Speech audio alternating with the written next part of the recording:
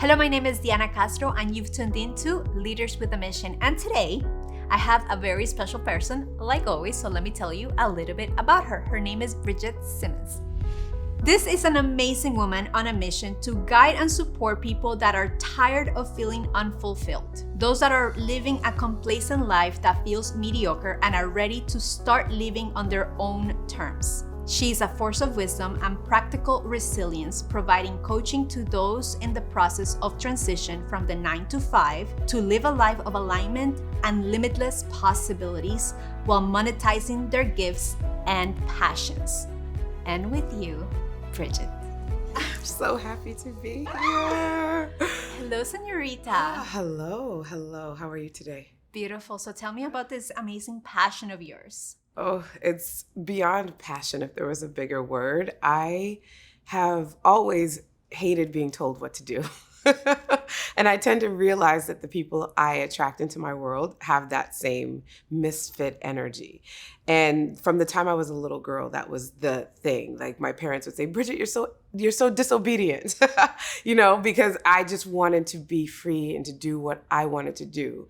And that tended to follow me, though I got into the straight and narrow, and like most people want to be pleasing to your parents and do the right thing and conform to what seems to be the perfect space, even though that tends to tamp and dampen who we truly are.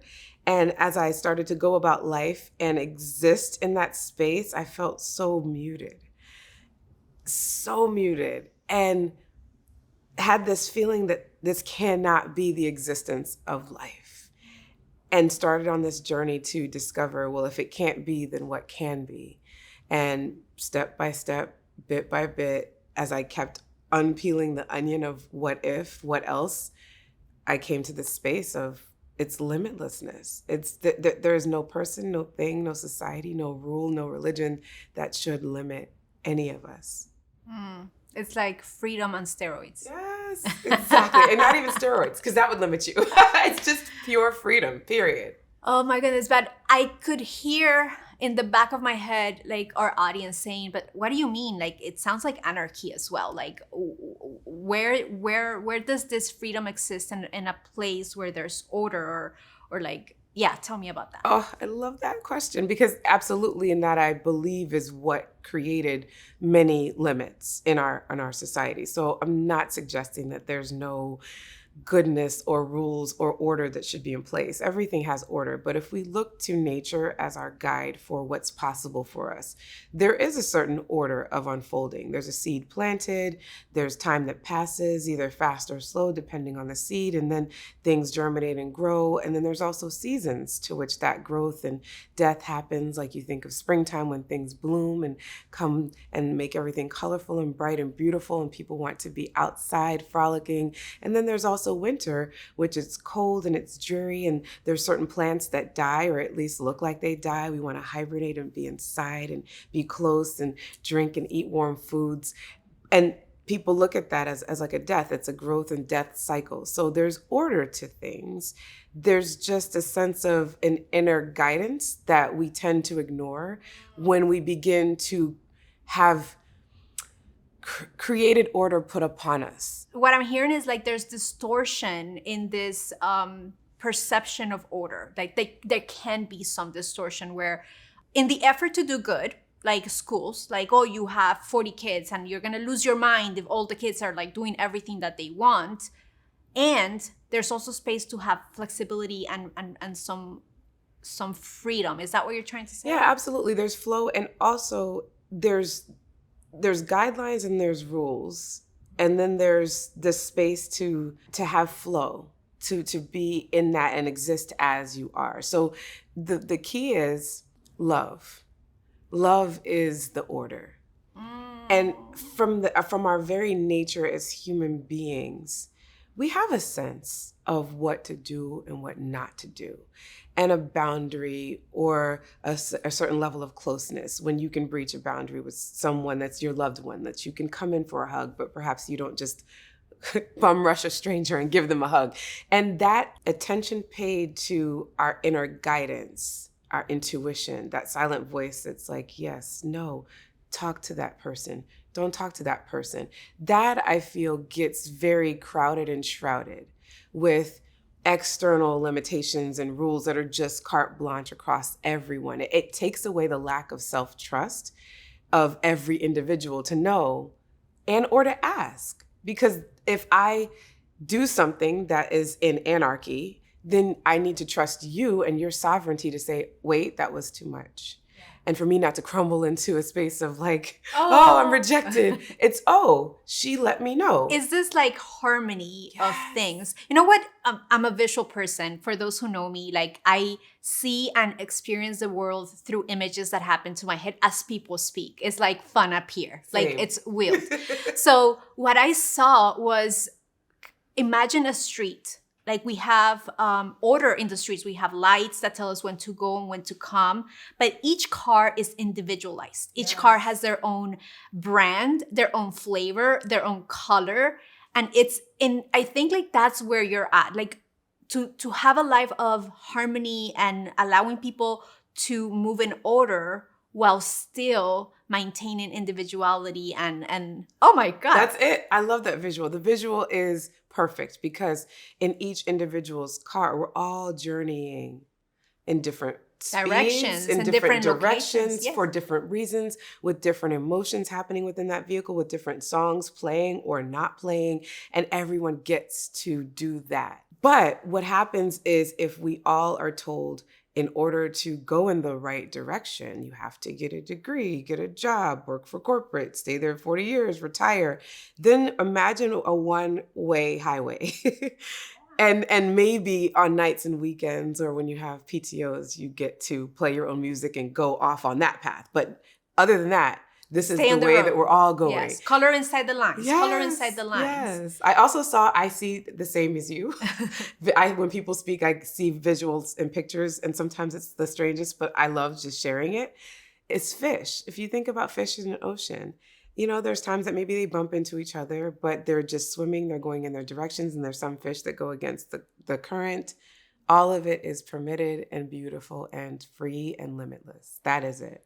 So I love that your mission is definitely to allow those who have been muted for a long time, who have been following older rules, who have been doing what they've been told to do time and time again, but then they feel like this is not the life I was meant to live.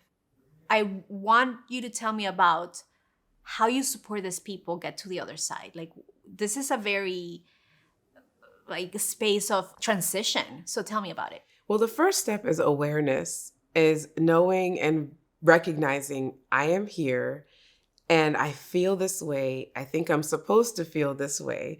I find that happens a lot with people that have followed the path to success that was dictated by society or other people's success, that they've dutifully checked that because these people, like myself and those of my clients and my friends that I serve, they're amazing. They're gifted and they're talented and raised in a space where society dictated what success meant by other people.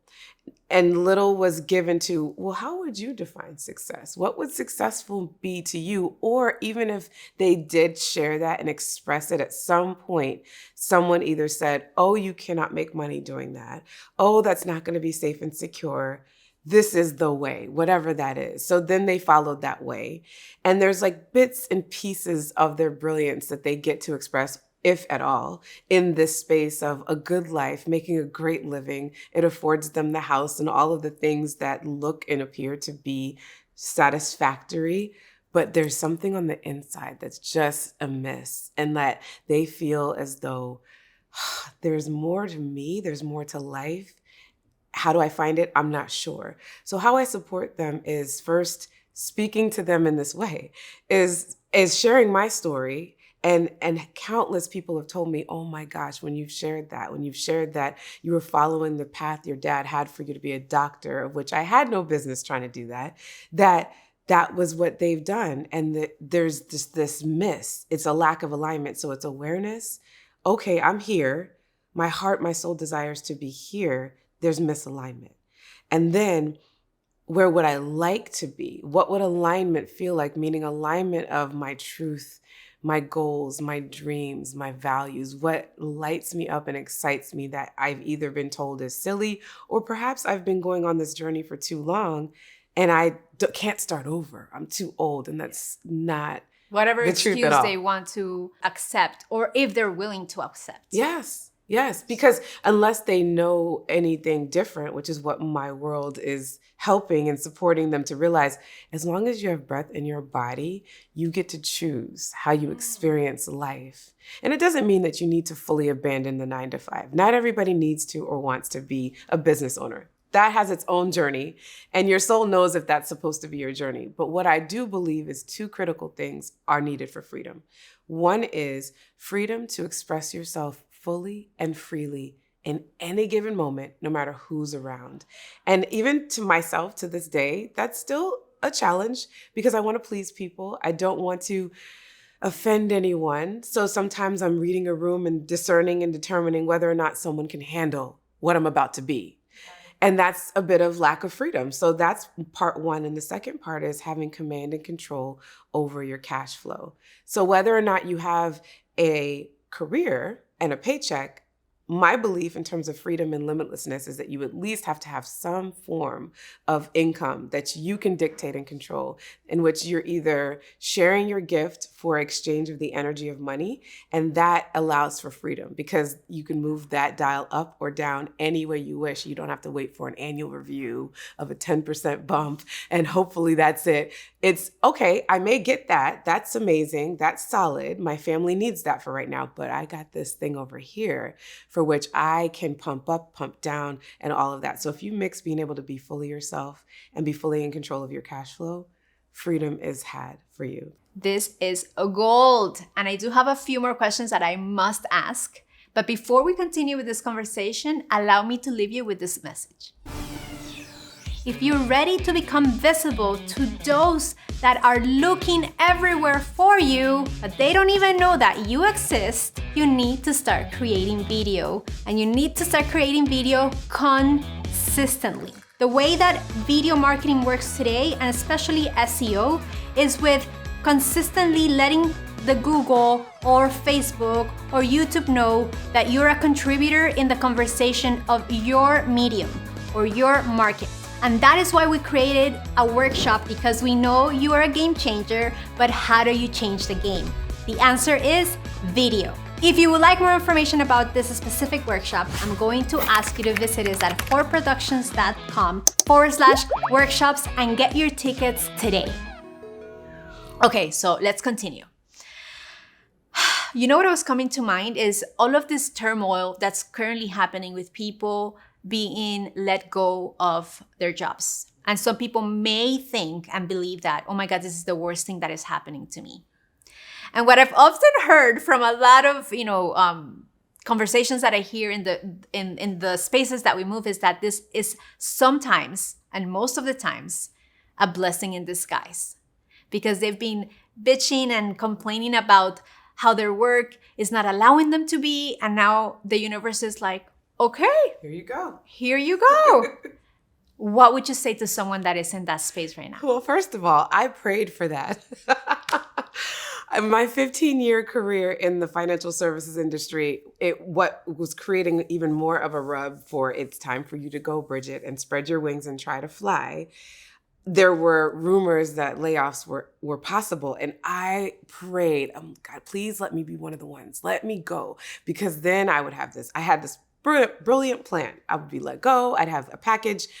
And they came out with the people they were going to let go. And I was not one of them.